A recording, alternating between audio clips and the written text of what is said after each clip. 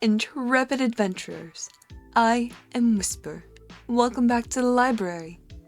Today, we're sitting down at my writing desk for something a little different that I think is going to be a lot of fun. So, you know how people make POV playlists? Like, POV, the mafia boss fell in love with you. Or POV, you locked eyes with a mysterious man across the room. Or POV, you're becoming the villain.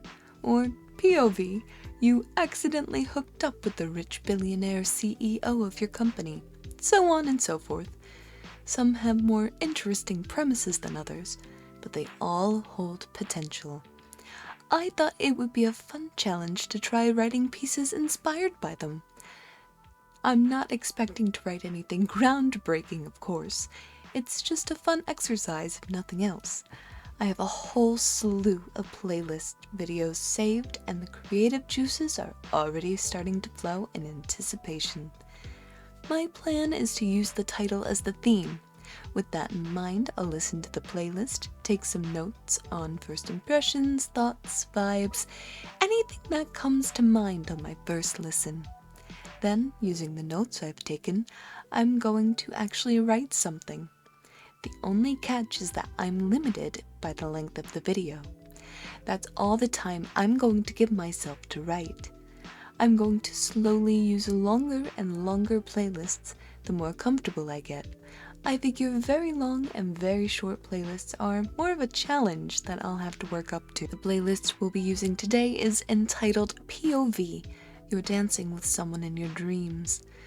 I will link it down below.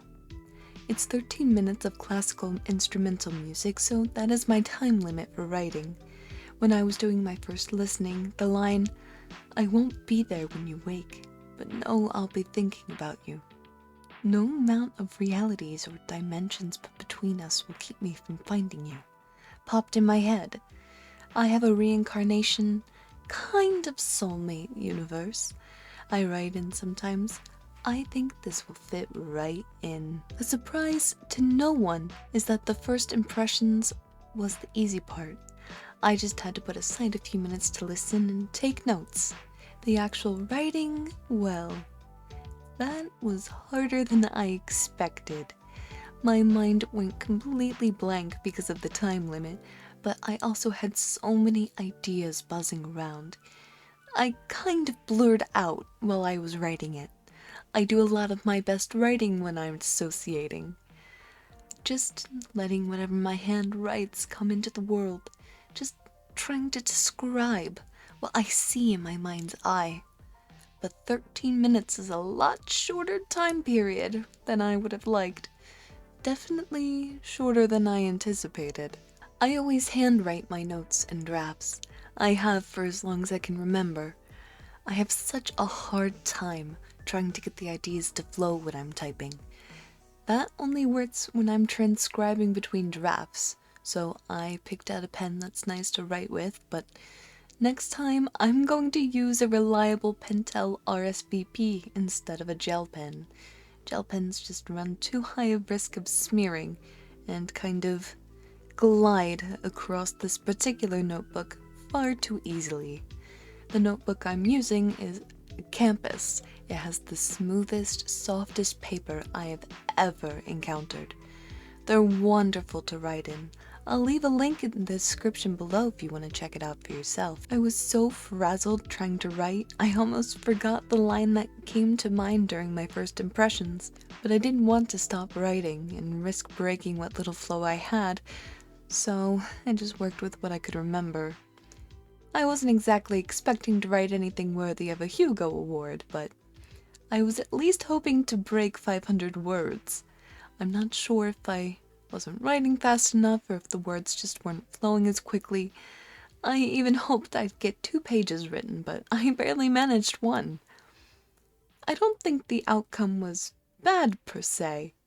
Maybe a little bit generic and just vague enough to fit into a tale of lovers who are constantly chasing each other in changing forms. So, here's what I managed to write in 13 minutes.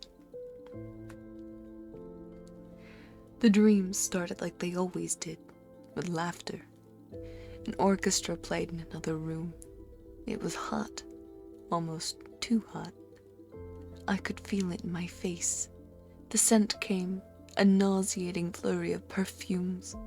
None stuck out as I pushed through the dizzying, swirling bodies. I'd had this dream so many times. Too many. In my mind, I could see them, or their soul at least, a shining beacon. I knew it as well as I knew the face that haunted my mirror. Normally, I could never find it. Not here in this place, that soul that I longed for. Tonight, however, as I swirled with the bodies swaying in time, I felt it. That all too familiar pull. It was a compass, a needle pointing me to my northern star. The first sight is always the hardest. I expect each time to be as different as the face it brings, but it never is. The pool is more like a dam, filled to the brim. It always bursts on the first touch. Our hands met as I stepped in, shoving aside whoever was in stride. What does it matter what they whisper in dreams? "You," said a voice, a lilt like a cool, chilled morning down my spine. "Always," I told them. They grinned. "I know you, don't I? I have this feeling, like I've waited such an awful time." "Have I?" "You have." I brushed the knuckles of their hand gently across my lips, each contact a reminder of so many centuries behind us. The dream world isn't meant for the waking. They tried to make sure we couldn't find our way this time, but I did. We always do. They leaned their head in question. Should I worry? No. Though they seek to end the cycle, none of us will have the long memory corrupted. Will you be there, in my waking dream? No, but don't let that discourage you. I may not be there when you wake. They may put eternities between us, but I will always find you, my darling soul.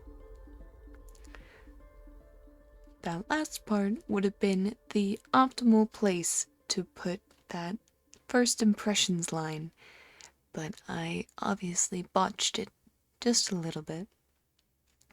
I was aiming for whimsical with this piece.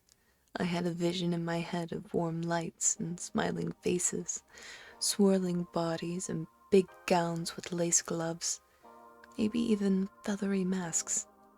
This is a far cry from the crowded, stuffy ballroom I was imagining. I'm thinking about doing a video where I pretty this up. No time limit, just taking this scene and making it longer. Maybe giving myself a 1,000-word goal to try and achieve, or trying to fill a certain number of pages. I had some thoughts while I was typing it up, but I want to show you exactly what I wrote with no edits. Overall, I don't think this was a bad start to the series.